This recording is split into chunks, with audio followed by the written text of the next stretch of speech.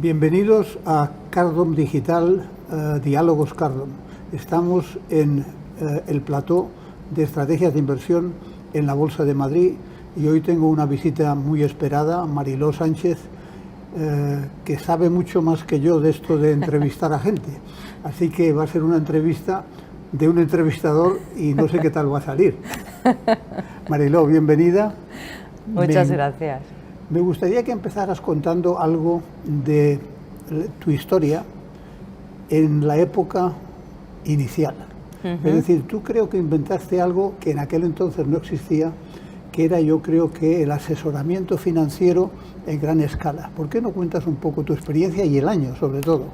Sí, bueno, lo primero, Rodolfo, gracias por invitarme a tus diálogos de Cardom, que son espectaculares, tiene muchas ganas de estar aquí, y es cierto que es raro, siempre te entrevisto yo, con lo cual este momento para mí es súper especial y muy agradecida.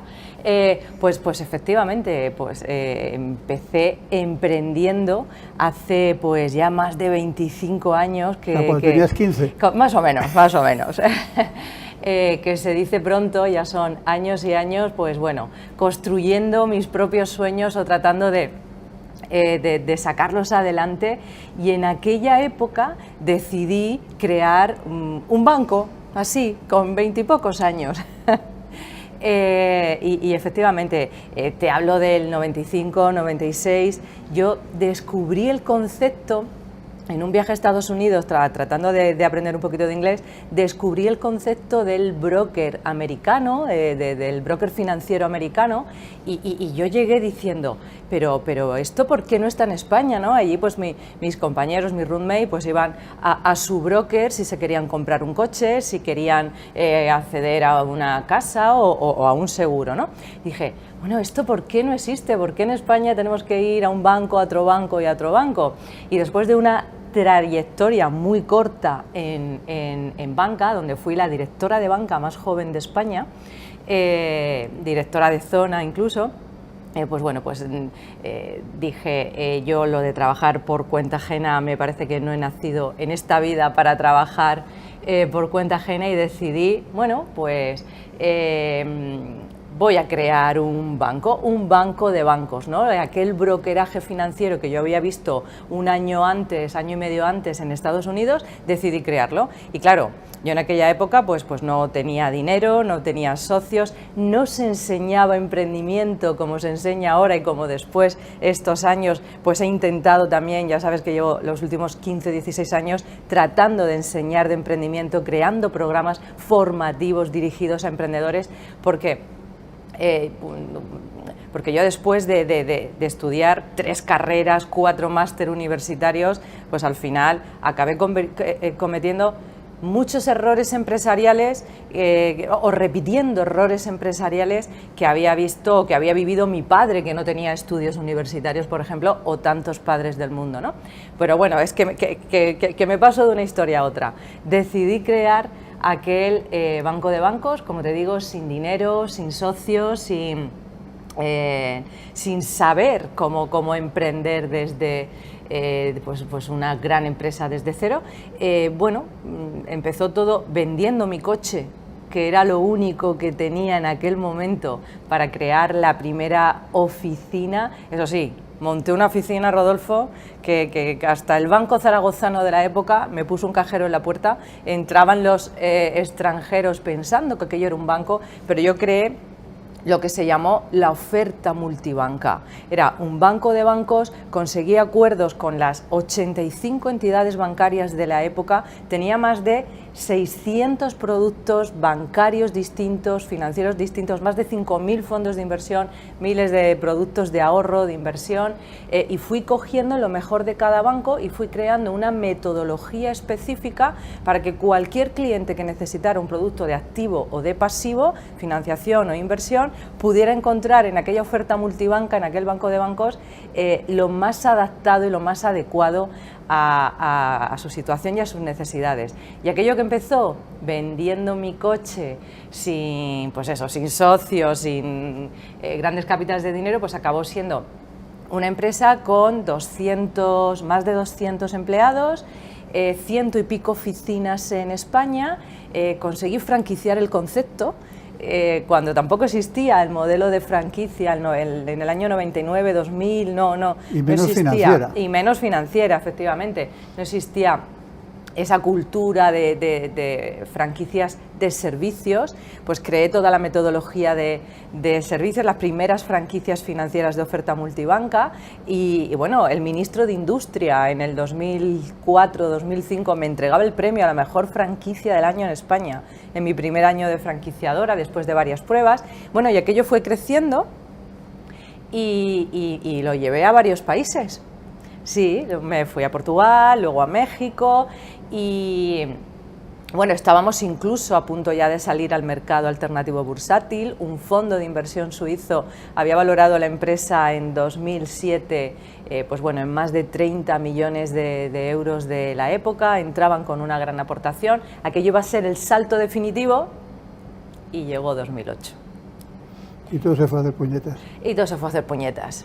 Todo se fue a hacer puñetas, pero además literal, o sea, y además muy inesperado, porque yo recuerdo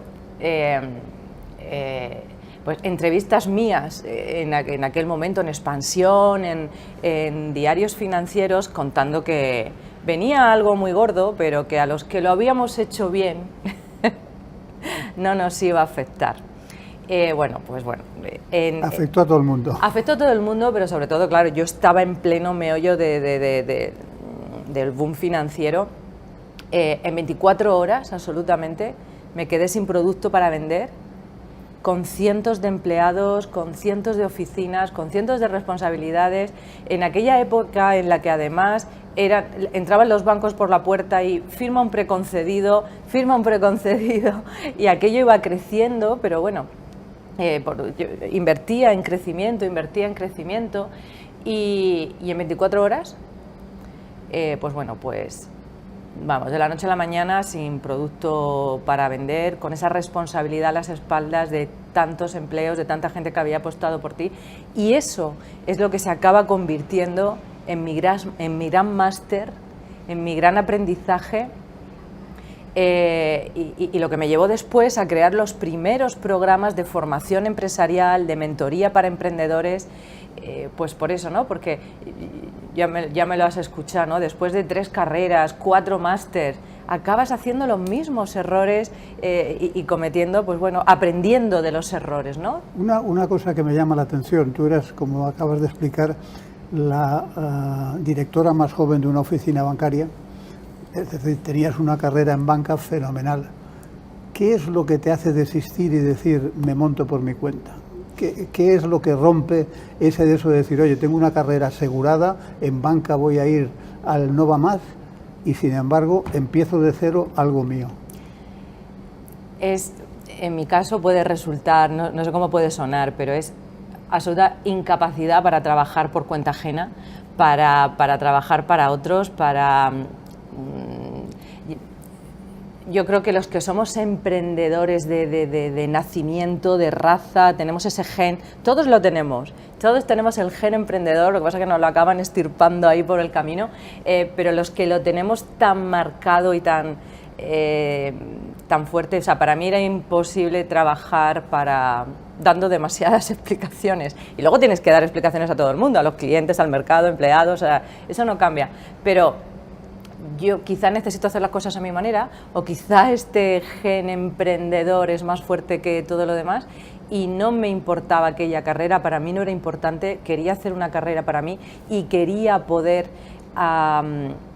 aportar y hacer carrera para mis empleados, para mi equipo, para mucha gente. Pero renuncias a mucho. Renuncio a mucho. En un momento dado estás en un puesto muy bueno, con una carrera por delante fenomenal, con un fin de mes en el que te pagan un sueldazo. ¿Cómo le dices a la gente que está en esa situación, tú también puedes emprender?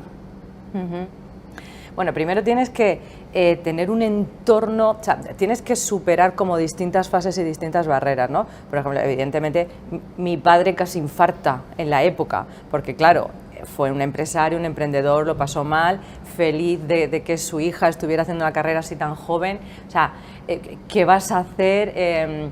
Pero bueno, tienes que superar ese entorno cercano que muchas veces es la gente que más nos quiere, pero es el entorno más tóxico que tenemos si queremos crecer empresarialmente.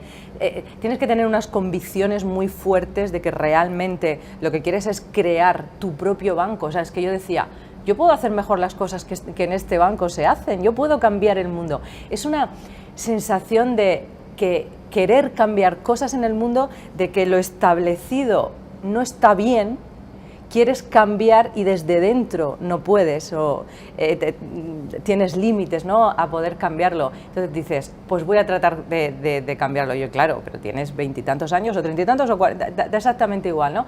Pero yo creo que es esa fuerza de querer cambiar las cosas, querer dejar un legado propio. Yo creo que, o sea, que la pasión es una parte importantísima del cambio, ¿no?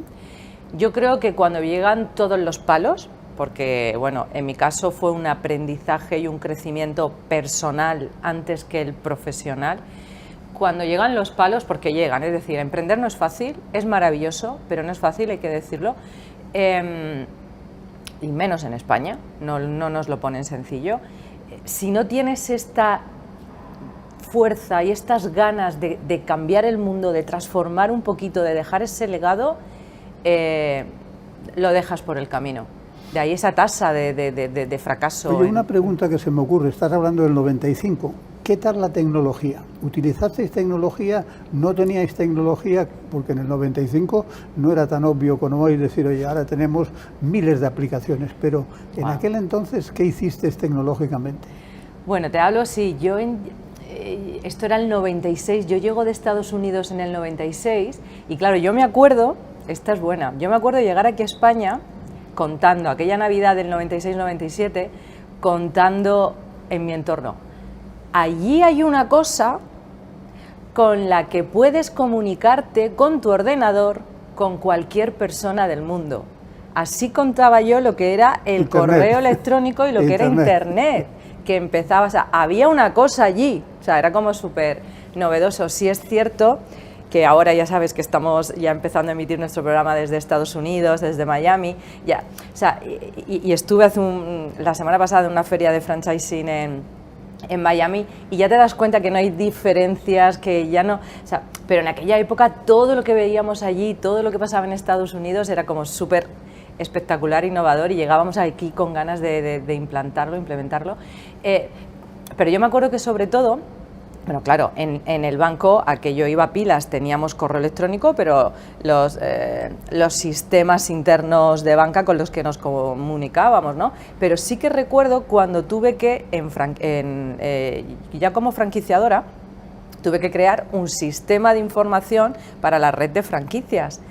Y me acuerdo que ONO, el ONO de la época, nos puso unos servidores que ocupaban, pues bueno, pues como este plató, pues para tener a todas las oficinas de España y de fuera de España conectadas, y una especie de carpetas donde íbamos guardando todos los materiales, las formaciones, la comunicación con las entidades, con las sucursales, pues bueno, en carpetas que aquel proveedor tecnológico nos creó y gracias a aquellos servidores. Pero claro, todo a pedales. Volvamos al mundo de hoy. Tú, en tu labor muy demostrada de promover el emprendimiento, has estado como animadora de muchos eventos en España. ¿Qué aportan esos eventos realmente al ecosistema emprendedor? Bueno, sí, yo creo que al final el ecosistema del emprendimiento y todo lo que está pasando en torno al emprendimiento es importante, es decir, tiene que haber eventos como los que ya conocemos que fomenten esta cultura emprendedora, nos conecten con la inversión, podamos demostrar que hay casos de éxito y que la gente puede conseguirlo, que es normalmente lo que suele haber en este tipo de eventos.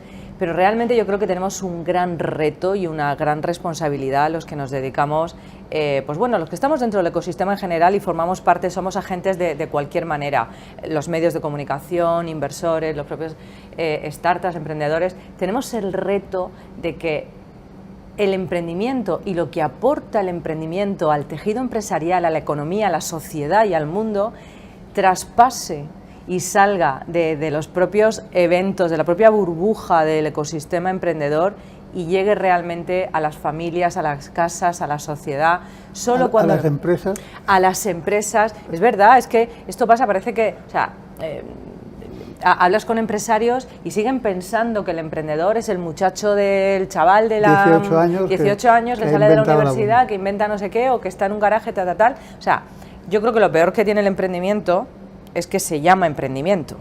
O sea, y la palabra es tan confusa y ha sido como un cajón desastre, y tenemos esa responsabilidad de concienciar sobre lo que el emprendimiento innovador realmente aporta a la humanidad, cómo las ideas de los emprendedores transforman cada situación, transforman y al final pues el mundo, ¿no? Yo siempre empiezo mis programas de radio y tele diciendo justamente eso, ¿no? Que el emprendimiento y la innovación es lo único que puede transformar una economía, un país, una sociedad y la humanidad entera, ¿no? ¿Cómo llegas a la idea de crear primero un programa de radio y luego uno de televisión? Bueno, yo creo que la vida tiene sus propios planes para nosotros, eso para empezar. Pues hace 7 años, bueno, algo más, no llegará a 8, me estaban entrevistando a mí, como hoy, en un estudio de radio, y estaba contando un poquito pues mi historia, ¿no? Cómo había empezado todo, hablando un poco de mi empresa, esto, y cuando salí me pidieron, oye, nos encanta cómo comunicas, nos encanta, jamás me lo había planteado, yo soy economista, financiera, nunca me había planteado estar en los medios de comunicación. Pero bueno, yo creo que al final, cuando vives algo tanto como lo vivo yo, se transmite por todas las partes, mis manos, mis ojos, mi cara, y eso pues parece ser que llega a la gente. Entonces me pidieron hacer un programa de radio, yo estaba muerta de miedo, y digo, yo no sé nada de radio, no sé nada de estos medios, no te preocupes, esto es muy sencillo. Dije, bueno, si hago un programa de radio, en ese momento, que sea igual que cuando hice el programa de formación que a mí me faltó por el camino, pues si hago un programa de radio que sea el que a mí me gustaría escuchar como emprendedora, como empresaria, algo que no haya en el mercado. Y así creé Negocios de Carne y Hueso, sin saber lo que era una escaleta y sin saber nada absolutamente de la industria y del mercado, y Negocios de Carne y Hueso se acaba convirtiendo, nada, en poquísimo tiempo, en líder de audiencia, en un referente en el ecosistema emprendedor, startup, inversores. Nos siguen, está entre los 5 podcasts más escuchados en habla hispana, y 2 de ellos se emiten desde Silicon Valley, con lo cual ya hemos conseguido que tenga esa repercusión. Pero yo creo que el éxito, Rodolfo, es justamente eso, ¿no? Que no lo hacía un periodista, sino que lo hacía alguien que había vivido en primera persona pues partir de cero, el éxito, el fracaso, el miedo, la incertidumbre, el cambio. ¿Tener que pagar sueldos a fin de mes? O sea, yo aún tengo muchas veces el síndrome del día 1, que yo lo llamo. Yo no sé si eso existirá, pero si no, yo ya lo bauticé. El síndrome del día 1 empieza empieza el día 3 de cada mes. Y es que, bueno, pues tú sufres todos los meses por pagar las nóminas al equipo, como tú siempre cobrando el último, si llega, tal. Pero claro, respiras un día cuando has pagado a todo el mundo el día 1, el día 2 dices, venga, bien, tenemos un mes por delante, pero el día 3 ya empiezas a no dormir, a vivir cómo vas a pagar de nuevo, y entonces solo empiezas a trabajar pensando en cómo vas a pagar todo aquello. Pues muchos años después, sin tener aquella carga sobre tantos empleados y sobre, bueno, y ya gestionas tu cabeza de otra manera, pero yo seguía despertándome sin dormir, y bueno, y aún me sigue pasando, los días 28, los días 25, los días 30... Que hay que pagar. Que hay que pagar, y de repente te despiertas. Sí, es muy duro cuando realmente pues te importan las personas y estás trabajando pues para hacer ya no solo cumplir tus sueños, sino también los sueños de tantas personas alrededor que han apostado por sumarse a tu proyecto. Es muy duro encontrar financiación, es muy duro, pues bueno, es duro todo, es duro salir ahí. Y una cosa, ¿cómo te has planteado el salto del charco que me contabas el otro día? Sí. ¿Qué es lo que está haciendo Negocios de Carne y Hueso al otro lado del charco? Bueno, pues sabes que la aventura de la radio de Negocios de Carne y Hueso acabó en televisión, el programa se convierte también, estamos emitiendo pues, a través de Movistar Televisión y sobre todo, bueno, llegamos a través de YouTube a muchísimas plataformas digitales, pero había que dar un pasito más.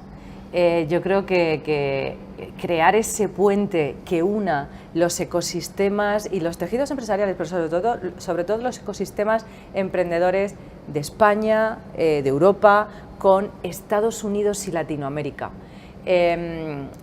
Fue algo como muy, no sé, incluso inesperado la toma de decisión. Yo sabía que tenía que dar un paso más, sabía que de alguna manera tenía que unir aquello. Yo creo que España, sinceramente, necesita ahora mismo un chute nuevo de inspiración, sobre todo pensando en cómo podemos crecer, en cómo podemos expandir nuestros negocios. Bueno, al final hay ciertos techos en España que es difícil también de superar. Y yo quería que Negocios de Carne y Hueso siguiera siendo pues ese chute de inspiración, ese puente que une pues la gente que quiere soñar aquí y que quiere soñar allí. Entonces, bueno, pues hace 3 meses decidí, vamos a lanzar Negocios de Carne y Hueso en radio y televisión desde Miami, vamos a emitir desde allí, pero sobre todo también consiguiendo crear ese puente para llegar a toda Latinoamérica, o sea, Madrid es una ciudad que está en el foco, Madrid está de moda, es muy aspiracional también para Latinoamérica. Entonces, había que crear ese puente y ya sabes, emprendedor así, decidí hacerlo, decidí crearlo. Una recomendación es que empecemos, que yo también digo Latinoamérica, a llamarle Hispanoamérica. Porque hay una cosa muy curiosa, yo estoy viendo ahora una serie de historiadores mexicanos que están explicando la verdadera conquista de México, no la que nos han contado los yanquis. Y es curioso, pero una de las cosas que dice que me parece muy interesante es: cuando maldices España y lo haces en español, ¿qué haces? Te estás tirando a ti mismo porquería. Yo creo que tenemos que aprender a llamarle Hispanoamérica, tenemos que tener esa sensación de que nosotros creamos universidades. Hicimos la primera gramática del mundo, fue la española, y la segunda fue el náhuatl, que la hicieron en México. Es decir, hemos creado una cultura desde España, que no la han creado nunca los ámbitos anglosajones, y nos merecemos que sea Hispanoamérica. Totalmente. Y si todo el mundo se llama español, Latinoamérica, ¿por qué? Nadie habla latín. Es verdad. Qué interesante. Y no es yo cometo el mismo error, sí. Pero yo creo que hay que empezar a decir Hispanoamérica. Pues te agradezco además que sembremos también y pongamos ese punto. Yo, fíjate, empecé a decirlo, no sé qué te parece, Iberoamérica. Bueno, eso es igual, parecido, ¿no? Sí, parecido. Hispanoamérica, Iberoamérica. He empezado a escribir en lugar de Latinoamérica, Iberoamérica, por ese mismo, porque al final, bueno, cuando hablamos de Iberoamérica o Hispanoamérica es que estamos refiriéndonos ya no solo a la gente de América del Sur, sino a todo el hispanohablante de Estados Unidos y América del Norte. Y ahí es que el mercado es infinito. De hecho, bueno, infinito no, pero es inmenso, es brutal, y yo creo que hay que estar mirando al mercado iberoamericano.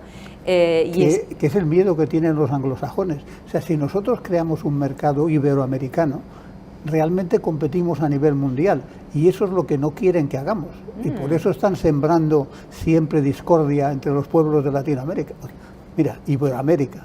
O sea, automáticamente nos sale en Latinoamérica, que no sirve para nada, es Iberoamérica o Hispanoamérica. Pues desde aquí hacemos ya llamamiento, tú y yo ya empezamos a decir Iberoamérica, Hispanoamérica en todas partes, pero de momento ya este programa, ya Rodolfo, tus diálogos, nuestros diálogos, ya lo van a ver a través de Negocios de Carne y Hueso. Ya tenemos un acuerdo, ya estamos emitiendo en más de 400 canales de televisión en Iberoamérica.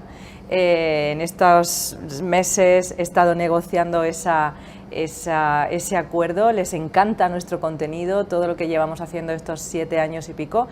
Ya estamos emitiendo, ya emitimos hace 2 semanas el primer programa de radio en directo desde Miami, en los estudios de allí, conectados desde los estudios de aquí, en Radio Intereconomía, que es donde ahora mismo se emite mi programa de radio. Pero bueno, que ya nos están viendo, ojo, ya llegamos a 100 millones de hogares.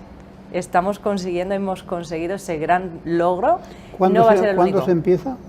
¿Ya se ha empezado? ¿Ha empezado? Ya se ha empezado, sí, este mismo mes de octubre, esta semana, la semana pasada, que justo estaba yo allí terminando de ultimar todo, ya estamos emitiendo, solo que va en diferido, este programa lo verán el mes que viene, pero bueno, ya nos están viendo, ya nos están siguiendo y el reto, como te digo, es seguir conectando esos ecosistemas, esos sueños a este lado, al otro del charco y ser ese puente que lo una todo. Y ya para terminar, que creo que es muy interesante todo lo que hemos venido hablando, Mariló, ¿qué te parece el tema de patrocinios? ¿Cómo funciona en España? ¿Funciona bien, mal, regular? Y sobre todo, ¿qué has descubierto ahora en Miami? ¿Es más sencillo, es más fácil? ¿Tienes mejor visión? ¿Cómo lo ves? Bueno, era una industria que yo no había trabajado, era un mercado que era desconocido para mí hasta hace 2, 3 años, pero sí es cierto que la gente tiene necesidad de contar lo que hace y de hacerlo de una manera distinta, ¿no? Entonces tenemos que ser capaces también de ofrecer formatos donde la gente pueda dar visibilidad y dar difusión a sus iniciativas y no sea la típica cuña, el típico anuncio. Hay muchas más posibilidades, pero yo creo que seguimos teniendo ahí un reto. Desde luego Negocios de Carne y Hueso está abierto a que todo el mundo pueda tener visibilidad ahora en toda Iberoamérica y tener esa presencia, pero sí que tenemos un reto. Yo creo que el tema de la comunicación sigue siendo, o de la difusión, sigue siendo muy estandarizado, la gente sigue haciendo las mismas cosas, sigue queriendo estar de la misma manera y sobre todo nunca incluye partidas suficientes de inversión en sus planes de negocio para esa parte de la difusión. Es decir, nos pasa con las startups y los emprendedores. Vale que cuando empiezan parece que no, evidentemente no tienen mucho dinero, bla, bla, bla, pero cuando cierran la primera ronda tampoco ponen en su plan de negocio una partida para posicionar su marca, para posicionar su empresa. Entonces eso hace que todo sea mucho más difícil. Pero en Estados Unidos lo viven de otra manera. ¿No crees de todas maneras que eso también tiene mucho que ver con el tipo de inversor? Que los inversores en España entienden menos el concepto de difusión, de generación de marca, etcétera. Sí, totalmente de acuerdo. Al final, yo creo que si los inversores empiezan a trasladar la importancia de que esa marca, esa persona, ese proyecto sea conocido, los emprendedores empezarán a incluirlo porque les están obligando de alguna manera. Pero tendríamos que estar concienciando, a veces es como, oye, es que está haciendo visibilidad, tienes que pagar por ello, tienes que incluirlo en tus planes, y es que es la pescadilla que se muerde la cola. El inversor que va a invertir en ti quiere verte posicionado. ¿Dónde te encuentra? Pues invierte primero en esto porque va a ser la manera de que te encuentre y de que vea pues tus logros y de que no solo lo cuentas tú, sino que ya lo cuenta el mercado, ¿no? Yo creo que hay un trabajo ahí tanto de los inversores como de las empresas. Hay un tema que antes de que nos despidamos se me había olvidado preguntarte, que me llama mucho la atención.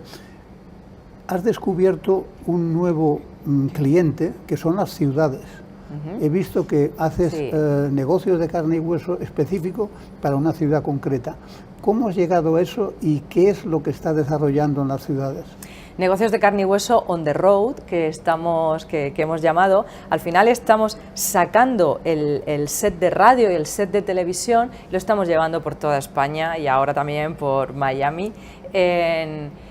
Tenemos que estar cerca de donde pasan las cosas.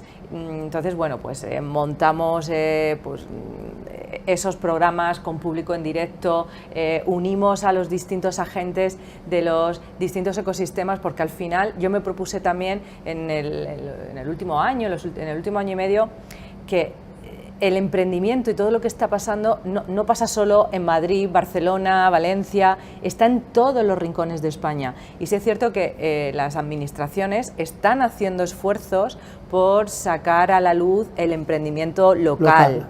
Entonces, bueno, pues de repente nos cogemos el on the road, nos vamos a los pueblos, a las ciudades, a las distintas regiones y provincias, y desde ahí pues montamos todo, pues los especiales, unimos pues a los agentes de cada ciudad, asociaciones empresariales, comunidades autónomas y diputaciones, alcaldías, y bueno, y emprendedores de la zona, y les damos difusión y les damos también visibilidad. Es sacar a la luz el talento de todos los rincones de España y ahora de todos los rincones del mundo. Pero ojo, que les cuesta a las administraciones también soltar el dinerito, que es también una lucha y una guerra, que desde aquí también hago ese llamamiento. Queréis estar en el mapa, quieren atraer el talento y a los nómadas digitales del mundo a sus ciudades, a sus provincias, invertir para poneros en el mapa. Y desde ahí ya os sacamos y...